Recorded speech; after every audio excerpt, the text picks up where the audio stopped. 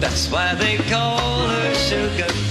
She's the taste that lingers.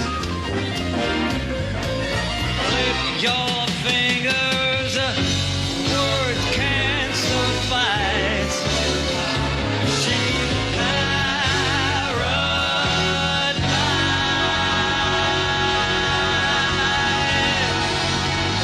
That's why they call her sugar. Boys only their sugar. Hi, Sugars. Surprise! It's me, your host, Terri, otherwise known as Sugar, and we're back here at the Sugar Shack with a very special guest. We're going to take you back to the late 80s, into the 90s. That was my favorite time. I don't know about you, but to a band or a boys band named Menudo. If you remember Menudo, they were an iconic band. They were the biggest, probably the only Latino boy band, and they were referred to as the iconic boy band. And we have one of their former members here today. Please welcome to the Sugar Shack, Mr. Angelo Garcia. Hi, everyone. Thanks for having me. Of course, you're welcome. Thanks for joining me. I'm so excited to have you here. Well, I'm looking forward to spending time with you and seeing what we can come up with here today. He doesn't know what he's got himself into. Uh-oh. Anyway, so you were born in New York. We're just going to dive right into it, folks, because he has a lot to tell. You were born in Brooklyn, New York. I'm a New Yorker. Okay. Native New Yorker. I don't hear the accent. I don't talk like that. You don't talk like that, he says. But when you, okay, so New York, but you went to Puerto Rico. Okay, and you saw a commercial. You were there for a family vacation? My grandparents, may they rest in peace, they owned a coffee plantation Okay. on the island. Wow, okay. Yeah, my grandfather's from Spain, but they migrated to Puerto Rico, and they purchased a coffee and tobacco plantation. Okay. So he was a farmer, All and he right. did that. So we were visiting them every summer. We would venture into the island. So beautiful there. It's so pretty. Yeah. And so we would have fun. We would like go to the beach. We would go jet skiing. And as far as visiting them, we saw a commercial on TV. And in the commercial, one of the guys did a cartwheel. Right. And I was a gymnast when I was little. Okay. So my mom was like, well, you can sing and you can dance and you know how to do gymnastics and I was the kid. Mom was all for it. Mom was all for it. Okay. She kind of coerced me into it. I wasn't neither for it or neither against it. Right. I was just like, it's an experience and it could be fun. I So was this never commercial, shy. did you know it was for Menudo, or did they just basically say it was an audition for something? Or I didn't know it was for Menudo. okay. My mom saw the commercial. Mom. So she's the one that kind of like led me when it came to that. But I was all for it. I was that type of kid that anytime that people would come visit us in New York to our house, I would put on my tap dancing shoes because I was like obsessed with like Sammy Davis Jr. and like the Rat Pack and Nice. they used to do tap dancing and all of that. Right. So I mean, my dad put taps into my shoes, and anytime anyone would come visit us at my apartment, I would force them to watch me sing and tap dance for them. Oh, So yeah. I was that kid. Yeah, I was the same way. And I think it was that era, too. It was that era, because we didn't have the computers and the internet and blah, blah, blah, blah. So Yeah. we were more focused on our talents and things. Not that kids today aren't, but we had more time to focus on it. We didn't have those distractions. So you went to the audition. Were there a lot of kids?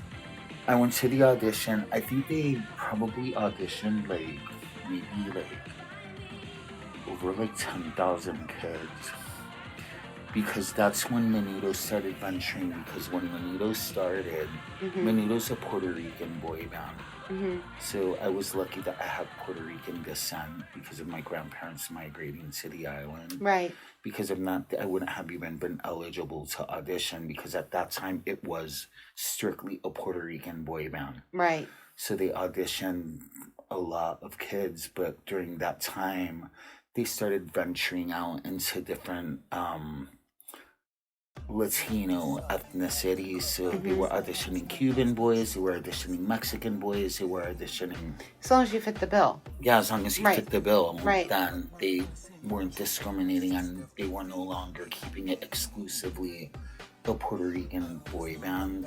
They were venturing out and trying to look for talent in other ethnicities. And so I auditioned, and I wasn't a shy kid. I've never been shy. No, you're kidding, right? I've seen your never been- videos. Oh, you've seen them, so I've you know. seen your videos. Of course. I'm not a wallflower, and I never have been since I was little. So when I went into the audition, I went pretty confident in what I knew that I could do. And something that I knew that I was good at was singing. Right. And so I wasn't really nervous. I remember the first song that I sung, they made me sing 2 songs. So I sang Who's That Girl by Madonna. I love that song. Yeah, that was Okay. a relief. And the movie was really fun too. And there was this song by a singer called Tiffany. Remember Tiffany? Yes, actually, she just had a concert here recently. Yeah. She had a ballad that she released that was this power ballad Could have called been. Could Have Been So Beautiful. So I sang that. Okay. And when I was singing that, I could see the lady that was auditioning. Her name was Marilyn Pagan. She was basically the right-hand woman to Edgardo Diaz, which is the owner of the group. Right. So she was in charge of auditioning and weaning out the talent to see who would be a candidate, Narrowed it or down. which boys didn't really fit the bill, and you know. So she was in charge of that. When I started singing the Tiffany song, her eyes lit up, Yeah. and I already kind of had a feeling that something. You could tell. I could tell there was chemistry there between her and I, and I could tell that she really enjoyed like what I did. So when I was done with the audition, and they kept it pretty casual. They were like, all right, well, thanks for the audition. They're like, now the next step would be for you to audition for the owner of the group, which is Edgardo Diaz. Right. So once they told us that, we already knew that they liked us, because if not, they wouldn't have 'Cause you offered were a second going to the audition. next level. Yeah, we were going to the next level. So what happened after that, we were exiting the offices of, it was called Cadosa, which was the company that basically managed all the business affairs for the boy band. Right. And my mom was walking out with me, and she's like, so how do you think that you did? And I was like, I got this. Listen, and how old were you in? I was 11. You were 11. Yeah. And you never auditioned for anything? I had never auditioned for How anything. And were you nervous? I wasn't nervous. Really? I wasn't nervous at all. It was just like second nature to you, like a natural thing to do. Performing and musicality in itself is something that I inherited from my mom's side of the family. Okay. They're all musicians. They all play guitar, or Wow. my grandfather played the accordion. Can you imagine family gatherings? So it was like always, like Wow. everyone would sing. My mom sung, my aunt sung, my uncles could sing, they would play instruments. So anytime we would go like for the holidays to that side of the family, because we had my dad's side as well, Right. it was always filled with music. So Nice. it came very natural to me, and it was very second nature for me. It was like a fish in water. It came very natural to me. Okay. Yeah. So you're 11 years old. You made the cut. You're now in Menudo, Yeah. the biggest Latino, the only Latino It's the biggest boy selling Latin boy band in the history of music. Yeah, I think there was a reference here. I have a reference. I mean, it said that Menudo really broke the barrier for boy bands. They were like, we're not talking about Beatles and stuff. Those weren't boy bands. Those were rock bands. Right. They were referred to as the most iconic Latino pop music band, ranked as one of the biggest boy bands of all time by several publications, including Billboard, US Weekly, 17, Teen Vogue. I mean, it was phenomenal. They had Menudo Mania. Yes, yes. When I first got into the group, I really honestly didn't know what I was getting myself into because I just love to sing. Yes. So you got into this environment and you're literally thrown into it cold turkey. It's like diving into like a freezing swimming pool head first to the deep end. That's crazy. And you don't know what you're getting into. So I remember the first time that I had my debut concert, they debuted me in smaller venues, in baseball stadiums. Right. And so it was still a considerable amount of people, but compared to like our larger arena concerts, which was coming, they wanted to like prepare me to get like the cold feet and like the stage right away. And I remember the first time that I sang the song, and I barely knew Spanish. That was what I was going to get into. First, you're getting thrown into life in the fast lane at 11 years old, which in the 80s could be pretty risque. And then Menudo's a Latino band, and you barely knew any Spanish. How did that work? I feel it was serendipitous because the album that they were recording was an English album. Nice. That was lucky. So they were looking for a boy that had a vocal prowess that could hit really high notes. And I fit the bill because I could like hit like the Tiffany notes. I could like I at that time could hit like the Mariah Carey whistle tones. Right. So I had a really high voice. And the song that I recorded was a song called You Got Potential, which was like this like love song. It was like this teeny bopper like bubblegum love song. Yep, it was a really cute song. And when they realized that I could hit those notes, that was like kind of like what sealed the deal. Right. And they asked me to exit where I sang for them, and they asked my parents to come in the room. And I kind of already knew that they were going to offer them a contract. Yeah. Like, I was like kind of a little bit of a cocky little kid. Like, I was very overtly confident. But that was good, though. You kind of need that for that industry. Yeah, like, I wasn't shy. But I remember the first concert that I did was in a baseball stadium. And the song that I needed to sing was a song called, they had an English version, If You're Not Here. But the Spanish version was Si Tu No Estás. And since the concert was in Puerto Rico, I had to do the Spanish version, and I barely knew any Spanish. So I get on stage and I sing the first 3 notes, and then my mind goes blank. I remember though, my mom prepared me. She's like, if your mind goes blank, she's like, don't worry. She's like, just tell the fans, sing with me. So I was like, sing with me. And I gave the microphone, and then once I like caught where I remembered where to go, then I started to sing again. But that was small scale compared to like when we went to engage in our Mexican tour. Right. Menudo in Latin America is like the Beatles. Yes, yes. The girls were crazy. They were maniacs. So Menudo the first Mania. time, the Menudo Mania. Right. The first time that I ever experienced euphoria was we took a flight from Puerto Rico to Mexico. We were going to start our Mexican tour all over the nation.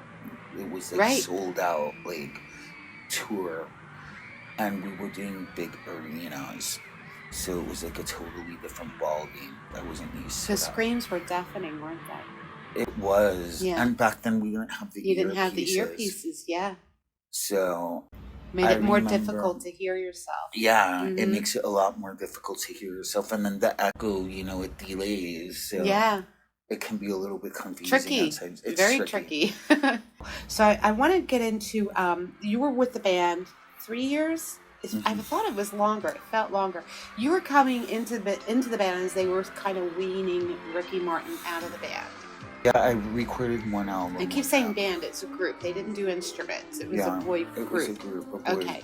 So you're 11. I know there was a song you did, and I don't speak the language. And you didn't at the time. So I was surprised. This song... I didn't know how to roll my R's. Darling. Okay. But the song sold 6 million copies. It was a single. I want to say S... And Mis Sueños. That's it. And you were the lead on that song. 6 million copies. And that was written by William Luque? Yeah. Is that how you pronounce his name? William Luque, yeah. Yeah. And He's you an joined him amazing later, writer. but we'll get back to that. Yeah, you did your homework. Well, I know what I'm talking about. So Life in the Fast Lane, very exciting. You worked with Ricky Martin. I imagine he was probably maybe even a little of a mentor at the time to you, because he was a few years older, maybe 6 or 7 years older. Yeah. Yeah. He was already almost 18 and I was 11. And that's how the group worked. Once you reached a certain age and you got the deeper voice and the facial hair.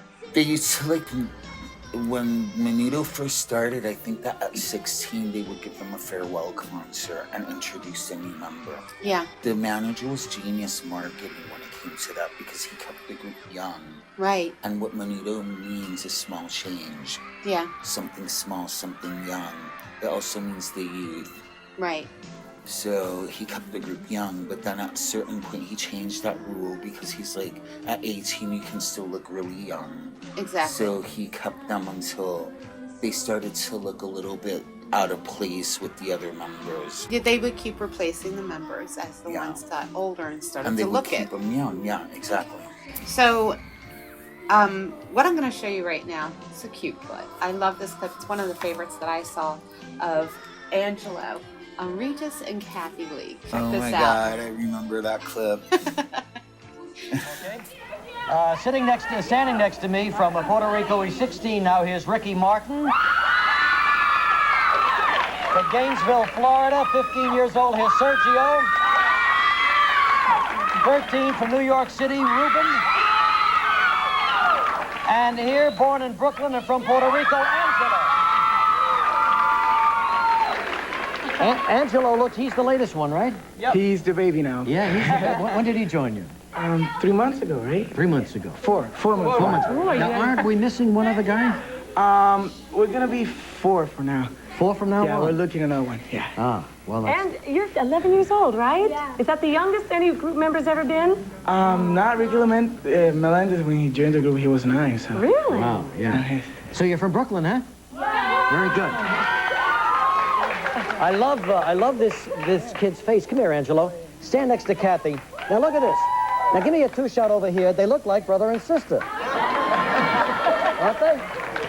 Both have that great smile. So what was it like joining this group? Did you have to audition? Yeah, I auditioned many times, and I was very nervous. Well, you certainly weren't nervous today, were you? You No. stood right out there and you did it. I'm not nervous anymore. Didn't it take you an awful long time to learn the routines and everything? Yeah, I'm still learning them, though. Yeah. Are the girls leaving you alone? Of course not. They take care of me. That's why I love them. We got a problem. They take good care Okay, of what we're going to do is we're going to take a quick break to thank our sponsors. Very brief, quick break to thank our sponsors, and we'll be back with more with Angelo Garcia. This episode of Sugar Shack is sponsored by Chase Brown of Chase Brown's A Vegas Country Nights. So lock up your ladies, guys, especially Friday nights when he's at Notoriety at Fremont Street in Las Vegas. And by Genevieve Dew of her show, My Story. Keep your eyes peeled for future appearances and tickets. Thanks for your sponsorship, guys. We really appreciate it. Now, on with our show. Hi, Sugars, and we're back with former Menudo member Angelo Garcia, who is now living with us in Vegas. We got him! We got him now, ladies. So I'm going to mention to you that we're going to look at a little bit of the dark side. Everything so exciting, so fantastic. You reach fame, and then there's that dark side. And this has been a lot of focus lately, and I don't have to tell you what I'm going to mention because I have a feeling you already know. Yeah. A year ago, the Menendez brothers were back in the news. Yeah. And they were the ones who murdered their parents in August of 1989, one of which was Jose Menendez, who was a music executive and head of RCA Records. And he also had a hand in helping to pick out Menudo members. Yeah, he did at one time. At one time. Well, Roy, I believe I'm saying his name correctly, Roy Vizzello recently came out last year alleging that Jose Menendez, who is now obviously passed, had drugged and raped him. Now, we know this is a big, big problem in the industry. And I remember hearing about this and I'm thinking, oh my God, all I could think was, oh my God, I hope not Angelo. Well, Angelo, and then another thing was that Roy's also made allegations against, and I'll say the names. I'm not afraid. Come get me. Against Eduardo Diaz, founder of Menudo. So I'm not saying it did or didn't happen. I'm just stating the news as it's being reported. It's been a year now. It's all under investigation. You have your own story. And they have the documentaries out as well. It's a 3-part docuseries on Peacock. It's called Menendez plus Menudo, Boys Betrayed. Very scary. Corey Feldman's been talking about it for years. And recently Nickelodeon had the special, and we found out poor Drake Bell, who played in Drake and Josh, was raped by an executive at Nickelodeon. Oh, I heard about that. Yeah, it's got to stop. So I would, if you don't mind, and if you can minus some of the gruesome details, because I have heard the story. I've seen your other interviews, and honey, I am so sorry this happened to you. No, I'm from the deepness of my heart. I really am so sorry. I as a mother, people would be dead. Okay. I would, Mama Bears, so if you wouldn't mind, and talk to our audience, if you wouldn't mind telling us a little bit about your story. Well, I feel like the Edgardo Diaz, I can't accuse him of anything because he was always very protective of me. I don't know if it's because I was the youngest member to ever enter an audition for the boy band, so I was so young. So as far as with me, what I can say about him is that he was very protective of me, and I felt safe around him, which is really weird because you hear the story of like Roy, and Roy has a totally different experience. What I do notice is that the people that Edgardo surrounded himself with, his inner circle, were people that were always drive up in their convertibles with like 12 and 13-year-old little boys, and it was very questionable. So when I unfortunately got molested, I was, it happened probably the entire time I was in the group, and it was within the circle of friends that the owner of the group carried. Because sometimes he would take them on tour with us. And then sometimes we would stay. A lot of times they would bunk us in rooms. Like 2 boys from the band would share like a room. But sometimes if there was extra budget, then we would have our own suite. And an 11-year-old with your own suite. Then I would get a knock in the middle of the night, and it was like one of the friends of the manager. And they made it very innocent. The way that they manipulate a child is like very... nothing's wrong with it. They make it seem like you're playing a game. So like with me, it was, oh, there's this really fun game called Quarters that if you like put the quarter in the shot glass, then you don't have to drink. But if you put it in the shot glass, then you have to drink. So that's how they got me. That's the first time I was molested. That's like what happened. And I remember being unconscious and waking up in my bed the next morning naked and feeling like I had been penetrated. And I was so confused. I didn't really understand what was going on because at 11, and I come from a very like shield like childhood. My mom tried to keep us innocent as long as possible. So when you're entering a boy band like Menudo, which is literally touring the world, it's really hard for parents to be there. So what we had was a Manny, which his name was Joselo, and he would take care of us. Amazing Manny. He protected us as much as he could, but when nighttime came, you know what I mean? It's like, what could you do? Everyone's asleep. So then the predators come out and they try to take advantage. And unfortunately for me, I was taken advantage of during the 3 years that I was in the group. I was exposed to sexual things that a child shouldn't be exposed to. Right. And shouldn't really know about at Yeah. that age. Right. I didn't really know what it was, and I was kind of scared to like speak up because in a way I felt like it was my fault, which I know a lot of That's what they do. They victims. manipulate you to think that. Yeah. Yeah. So it took me a really long time to come to terms with A, that I was molested, and B, the courage to be able to come forward and tell my mom about it. You did tell your mom. I did. She was the first person that I told. When did you tell her? I told her probably when I was like 27. Yeah, see. Yeah, it was I much waited. later. Yeah. Well, of course. I went through a lot of therapy too in order to be able to get over the trauma that I created. And I ended up going back to college and I majored in psychology because I wanted to learn about the human psyche and how the human brain works. And I wanted to learn about personality disorders and why people molest kids. Like you learn about all of that when you're in It's in a sickness, college. though. It's a sickness. Yeah. And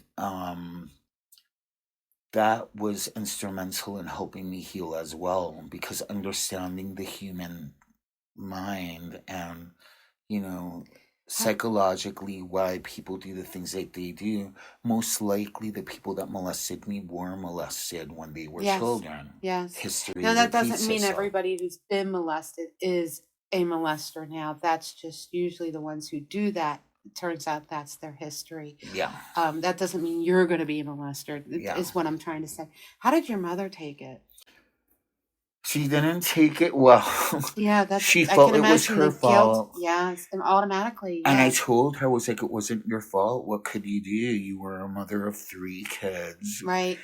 And you needed to stay home and, you know, keep the house. And here she thought this was something good for you, you know. And it's what I wanted to do. and It's you what I wanted love to do. Right, right. Like, my mom didn't force me into it.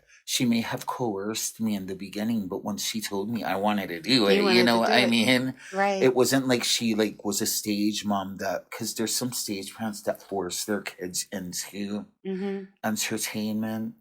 And she wasn't that type of mom. She's like, you can do this and if you want, and if you don't want to do this, she's like, you don't have to. And I was like, I want to do it. Yeah. And thank you again for sharing your story. I know that's not easy to relive it every time, and that's why the therapy that helps The you. hardest part for me was reading once the interviews come out, you know, that they put them online and Right. on YouTube and everything, was reading the comments of some of the people that are like, it's his mom's fault. Yeah, see. They don't know what they're talking about. And they don't understand like the arrangement that we had with the management and how they like promised that there was going to be someone that was going to like take care of us and like guide us and like protect us, but you can't protect the child 24 hours a day. That's the heaviest thing we've ever discussed on my show. And again, I appreciate you sharing that. And I will put links in the description for anyone that may be dealing with this form of abuse, a helpline, a hotline, for you to get in touch with someone to seek help immediately. And by all means, please don't be afraid. Report your abuser. Do not be afraid, because if they're doing it to you, they're doing it to someone else. We're going to take another short break for a very, very, very brief word from our sponsors. And when we come back, Angela's going to be spilling the sugar. You're in trouble. Okay.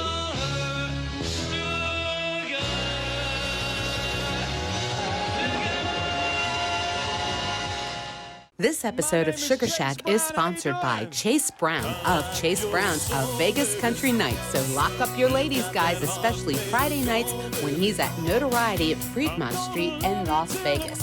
And by Genevieve Dew of her show, My Story. Keep your eyes peeled for future appearances and tickets. Thanks for your sponsorship, guys. We really appreciate it. Now, on with our show. Hi, Sugars, and we're back with former Menudo member, Angelo Garcia. So excited to have you here. Thank you so much for sharing your experience and your story and the fun you had with Menudo, aside from what happened. So now we're going to talk about, gosh, you've done so much since Menudo. You've had, you've signed with Worldwide Entertainment as a solo artist. You were later, they sold your contract to Warner Brothers, which that's a big deal. Yeah. Very big deal. That was the first major label that I was signed to. Yes. So that was really exciting. That was the first solo album that I released. It was in Spanish. Mm-hmm. I didn't have a lot of creative control, which is like the dark side of like being a musician that likes to be hands-on, because I'm a hands-on artist. Mm-hmm. I like to write. I write my own songs. I like to get involved in the creative process. Mm-hmm. But when you're 16, well, and speaking of songs, like your big success at the time, you had a single called "Don't Keep Me Hanging On" in 1992. Don't Keep Me Holding On. Holding that was On. written. My that bad. was written by Louis A. Martinet. He's the Mm-hmm. one that recorded all the hits for Expose. Yes. And I was actually really excited to work with him. When they told me that I was going to work with him, I couldn't believe it, because he was such an accomplished exciting. producer. Yeah. He was really good in the studio too. He was really good at nurturing my voice and guiding me, because I was only like 14 when that happened. Right. So I was Crazy, because you were with the group, and now you're on your own. But you had this group of people; they were kind of molding you. Yeah. But then you stopped for a while, Yeah. and you went to the University of Orlando and got your degree. Is that correct? You can tell me if I'm wrong. University of Central Florida. Central Florida, right? Why? And then you also helped launch Elements, a female gym, a franchise. Well, fitness is one of my passions. So Okay, yeah, you think? me and my ex-partner decided to open a boutique gym for women called Elements for Women. Right. And so we did that for a few years, and then we broke up, and I got bought out of that business. Oh wow. Okay. But it was a lot of fun to do. So why the break though? Like I understand the degree, but why the break from music? Did you just feel like you wanted to live a little bit of a normal life, or? I wanted to focus on my education a little bit. I feel it's really important, because the music industry is unpredictable. Yeah. It really is. You really have to hustle a lot. And it's not a forgiving business. Nope. It's a very cutthroat. Yeah. And I kind of got sick of that a little bit, and I just needed a break. I get it. From that. I get it. Because it's exhausting. So you've done so much. You returned to New York to work on your music career after the intermission. You've had a number of both Spanish and English songs, original songs. You participated in a Menudo type of reunion type of thing. I did. Yeah. You released your all original song. Now this is impressive. A song album called Cool, in which the ballad was called Integra. Is I saying that right? Say that again. Entregare, which was in a feature film called Yellow. That's right. What a huge with Rosalind deal. Sanchez. Yes. Yeah. That's a big deal. That's amazing. Yeah, when I wrote that song, the producer that I worked with actually worked on an album for Rosalind Sanchez, which was the star of that movie. Wow. Amazing. So when they chose that song to be in the movie, it was totally by accident, because we had just finished recording the album. That's the first time that I wrote in Spanish. Yeah, because again, that was your Spanish. second language. Spanish is my second language.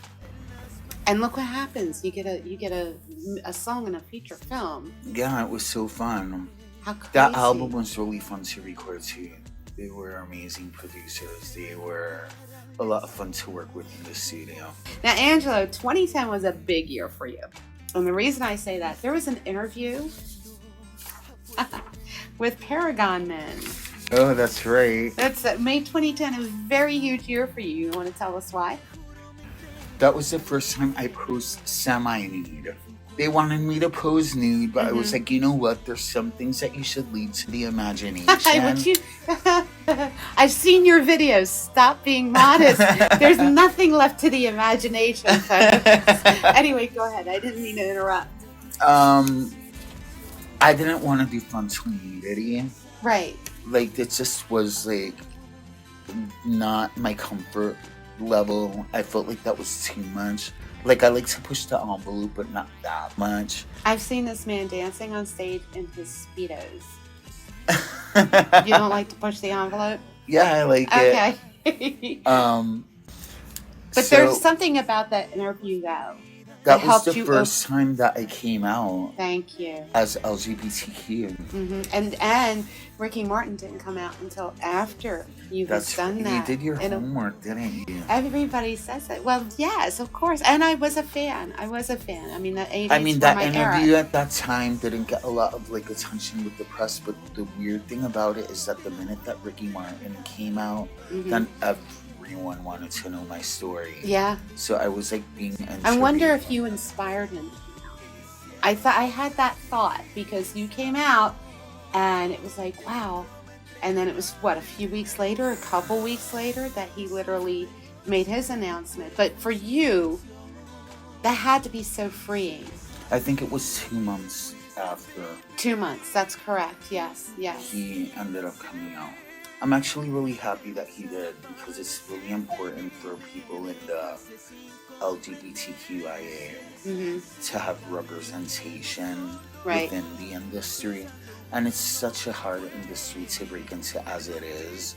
So being LGBTQ is just an extra obstacle because I feel like they make you prove yourself even more.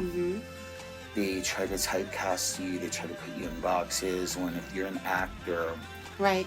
You know what I mean? And actors being able to take your personal self out of the equation, right? And create and give life to something that's imaginary, right? So anyone should be able to do that, and it doesn't matter what their sexual orientation is or what I do want to do. Okay, because he's in Vegas now. So right now, you have a music video out that's called Hold Me. Hold Me, thank you. Which that actually, I did that as a gift for my fans that were Menudo fans. Because it was a Menudo song. It's a Menudo cover. Yes. So I did my version of it. And I love it. That's on YouTube right now. Well, how we shot it here. And it was shot in Vegas. Oh, I could tell. There's a lot of desert in that video. What's a way people can get in touch with you? An email address, phone number? That's the one homework I didn't have. r.healy.iconmusicinc@gmail.com. And what we're going to do now is we're going to play a little game with Angelo. Right, let's play it. I warned him about it. Sugars. You all know what's coming. It's been a while since we played this game. It seems like a fun game. It is a fun game. I stole it from Ellen DeGeneres. Oh, I love it. I did, and now she's off the air, so now it belongs to me. That's Here you go. right. You guys see this? Does this look familiar? Okay, Angelo. All right. Well, first we got to do the intro. Angelo's going to be spilling the sugars. I am.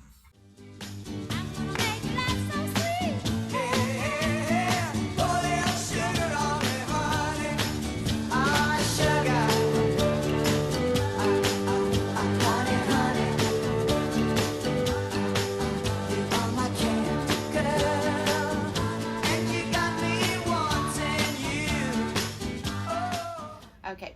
All right. You ready for your first question? All right, I'm ready. You sure? Yes. Okay. Where's the craziest place you had sex? Oh, so there isn't one of these. No, I was teasing. That's not even one of the questions. Ricky's raising his hand in the background. Never have I ever drunk texted. Oh, I have. Yeah, me too. And the next day you wake up and you're like, oh, what did I do? Okay. Who's your all-time celebrity crush? I have two because I'm pansexual, so I'm attracted to all genders. I feel masculine-wise, Tom Hardy is really hot. Tom Hardy. Yeah. Really? Okay. Yeah. And then feminine-wise? Shakira. I love it. Shakira. There's a name I haven't heard for a while. Yeah. Okay, but were these people, did you have, I mean, like when you were a kid, like whose poster was up on your wall? Oh, on my wall? I was never really like a fan, like type. I had like Lamborghinis and stuff like that on my wall. Okay. Did you ever get one? I never got one. Oh no, those are the ones the doors open funny. Yeah, they open like that. Yeah, that's weird. Okay. Never have I ever stolen anything. I did. Yeah. When me I was too. Use little. your sign. When you were little, you mean you didn't steal millions of Latino girls' hearts? When you were little? I would hope I did. When I was little, I stole a pack of bubble stickers from Walgreens. And when my mom found out, she took me back to Walgreens. I did that to Mark, my son, too. It was a And candy she bar. made me like take it to the like manager and like apologize. And You never stole again, did you? I learned that was a really like big lesson to learn. Yeah. I definitely didn't steal again after that because it was like kind of like, all right, I understand there's consequences to these things now. I stole something, the Sugar Shacks, and my fans know this story. I stole a toilet seat. At Sugar Shack? No, I stole a toilet seat. You did? When I was 15 on a dare at Woolworths. I had a raincoat and just, yeah. Anyway, statute of limitations is up for that, y'all, and Woolworths is closed. So, okay, your favorite celebrity that you have met so far and why? I think it was Jodie Foster. You met Jodie Foster. How did that happen? I met her at Magnolia Cupcakes in New York. Uh-huh. I lived in New York most of my life, so... What's Magnolia Cupcakes, a bakery? There's just really famous cupcakes that anyone that lives in the city. And you met There's Jodie Foster lines. there. She was there and she was so sweet. Oh. She was nothing like I imagined her because she comes across as very serious. Yeah. But yeah. she wasn't. She was really sweet. And she was like shopping and I was shopping and she was like, aren't these like the best cupcakes? I'm She like, started a "Yeah." conversation She with you. started a conversation. So a friendly with me. person. That's so Yeah. cool. You know who else was really fun to meet? Lisa Rinna. Oh, the short-haired lady. I know who you're From talking the about. Housewives. Yes, She was yes. on Melrose Place. But she was also, yes, thank you. She didn't just do Housewives. She did Yeah. Melrose Place. She had a talk show. She was hilarious. She's funny. She's like I wouldn't want to really- get in a brawl with her, though. I've seen her on those Housewives. She's a I'm like bubbly like personality. She was another one which I really enjoyed. There was a lot of different famous people that I enjoyed meeting. I enjoyed meeting Bon Jovi. They were Wow. amazing. When I was little, they were like really like popular. Yeah, when you were little. I know kids that lost their virginity to Bon Jovi, but okay, to the Slippery The When first Wet album. concert I went to was Bon Jovi. Okay. But we ended up meeting them when they were on their press tour for their album New Jersey. Okay, wow. And they invited us. And their drummer was like, I have a confession to make to you guys. And I was like, what? He's like, since I was little, he's like, I always wanted to be a Menudo. Isn't that funny? Yeah. Because that was the same era, that's right. Because Menudo actually started in the early, like, I want to say 82, 83. It started actually in the late 70s. That's right, 77. But Yeah. it became big here in the States. They became huge. Their peak in the States was probably, I think, 83 or 84. I remember That's being when in they junior released high. Hold Me. Yeah. And they did Menudo on ABC and all of that. Right. I could have sworn they did a song about money, but for the life of You know me, I who can't else is find really it. nice too? Michael J. Fox. I love him. I had the biggest crush on him. He was like the sweetest. We met him because we were touring the studios. I think it was Paramount Studios, which is the one that was Back in to the charge Future. they did Back to the Future and all of that. And Right. they were also Family Ties. Remember that show he was in? Yes. Of course. We went on tour with Tina Yothers, which was the blonde Yeah, little sister. Jenny. She opened for Jen. us. She was one of our opening acts. Anyway, Oh, that's right. She sang a little bit. yeah. That's right. I forgot about that. Wow. But I digress. Going back to Michael J. Fox, I met him, and when I met him, I was shocked because the last person that I expected to see in the dressing rooms while we were like touring. He was a big star. He had the number one He was movie doing and Back number to the one Future show. during that time, so Yeah. he was like on the top of his game. Absolutely, yes. And he was so down to earth and so humble and just so kind. And I love meeting artists that Or genuine. exceed your expectations when Right. you meet them because of exactly what you said, because they're genuine. They're genuine. I've had my I always share of thought meeting you- artists, which I'm not going to name any names because I just Don't do that. feel like Don't do it's that. like cool. Never that burn have bridges. been very Yeah. not so friendly. Okay. Where did we leave off? Okay. Never have I ever thrown a drink in someone's face. I have. I had. That's one thing I haven't. You have. Why? It was my ex. I found out he was cheating on me, and we were discussing how we were going to move forward from that. Uh-huh. And I just couldn't take it. I was so angry I threw my drink in his face. I hope it wasn't Top Shelf. No, it was, I think it was a Kiwi iced tea. Okay. And you know what? I have to change that to I have.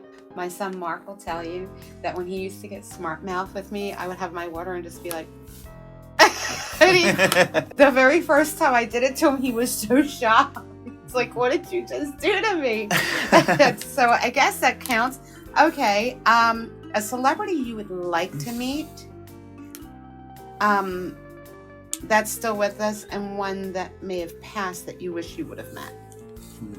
Wow, that's a really good question. Thank you. Probably Freddie Mercury. Wow, yeah. That's a good choice. Plus, phenomenal performer, I think Marilyn songwriter. Monroe would have been fun to meet too. I have her picture above my bed.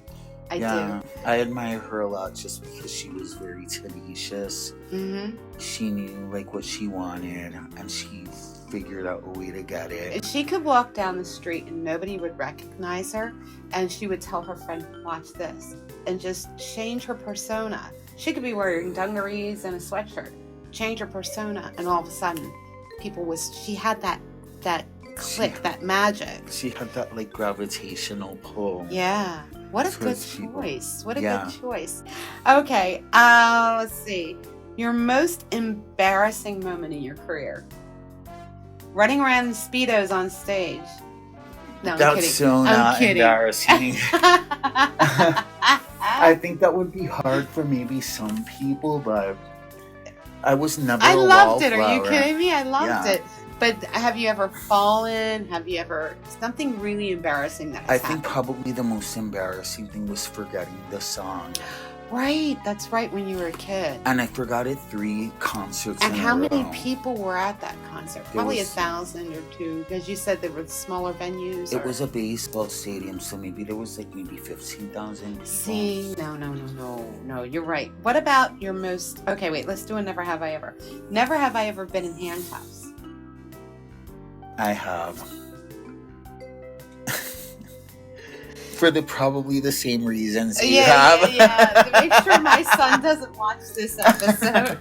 Okay, moving on. Your most touching moment in your career. Something that just really got you out of something you'll always remember and always be like a fond memory that you hope you never forget. Probably one of the my favorite moments of being in the music industry was that the first song that I ever recorded, I was vocal coached by Mark Anthony, which is, Stop it. vocally, he's the first person that I ever recorded, and I recorded a song that he wrote for that Menudo album, which... But wait, was was the he first wasn't single. big yet though, He was wasn't big yet. That's right. Wow. Yeah. And So- then my first kiss was with this really famous Mexican singer. Okay. Her name was Talia. She's married to Tommy Mottola now. Okay. And that was a pretty special moment. Wow. Yeah. Okay. So That's- stuff like that. We're going to go from these tender moments to something really bad. Okay. Never have I ever had sex in public. I have. Okay. That's a good thing because I asked that question before and the person's spouse happened to be in the room and they were like, it wasn't with me. Who was it with? They're like, oh no, this is not happening. Angelo, that's it for today. I'm so Well, I glad. had so much fun. Thank you for inviting me. Oh, you're welcome. And we're going to have you back again and check on I your would love progress. Absolutely. And again, to get in touch with Angelo, the email is Ricky. r.healy. iconmusicinc@gmail.com. That's a long ass email, but I'll put the link in below to get a hold of Angelo, plus his YouTube channel, Facebook, Instagram, TikTok, you name it, we've got it. And that's it for today. Angelo, you know what we do as one final thing? Okay. We look at this camera right here, and on the count of 3, we do sugars. All right. Are you let's ready? do it. 1, 2, 3. Sugars.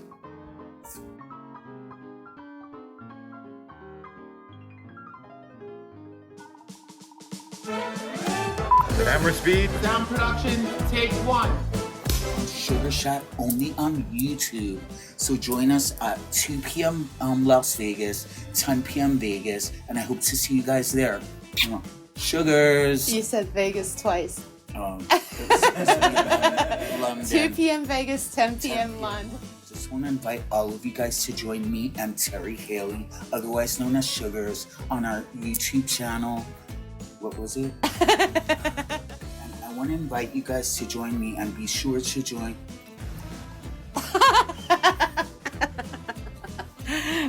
Okay, we're good. Take 54. No. Terri Sugar Haley every Saturday at 2 p.m. Vegas, 10 p.m. London. I was gonna say don't miss it. I was gonna say don't miss it, but then I was gonna say don't, and then I was changed my mind and was gonna say see you there, but it's like don't see you there. Well, we won't be there, but you can join us. Hi, Sugars, and we're back. It's Terri, the Sugar Shack. I'm already. Okay, 5. That's why I call her sugar. Boys all need their sugar. Make sure to subscribe, like, and hit that notification button at Terri Haley Sugar Shack, only on YouTube. See you next time. Sugars.